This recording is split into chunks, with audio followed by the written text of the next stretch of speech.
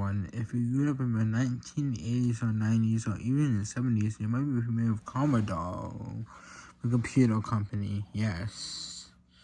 Or if it's research or guided, you might be familiar with its research. But anyway, let's get into it. I don't know what I'm saying about history. I'm not going to tell every single system or console or PC they ever made, but I'm going to tell them about some of them. But also, about this part of technology with Commodore PAT. Yes, I'm not sure it was called that. Commodore PAT was released in 1970. Yeah.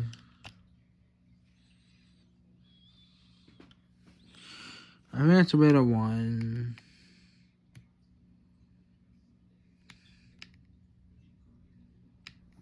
What the heck are we doing?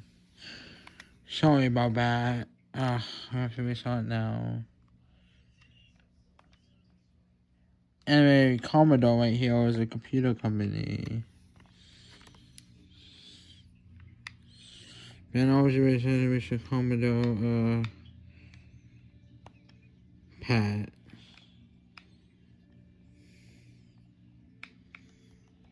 Yeah. Commodore PAT was joined in the 1970s. Yeah. I can't show much footage of it because it's hard to find.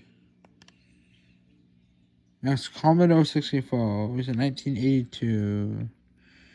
And Commodore 64 was released and it became a big success at the time. Payment for middle computers. Then the Commodore 128 was made. It's not easy to look at, I think. Yeah, the Commodore 128 came at some point in the 1980s, probably. Yeah, it was really a computer indeed. I remember every game consoles they failed miserably and had to fall. Commodore 64 GS was some console with 2,000 units only. I could be wrong about it, but there was some console ever. It's probably some console history on someone's wrist, so. This is a failed console from the 90s. It's outdated, even by then. 164 game system was a failure. Remember Amiga, Commodore Amiga CD TV. I know we can talk about more things, but I didn't talk about everything, unfortunately, but whatever, goodbye everyone.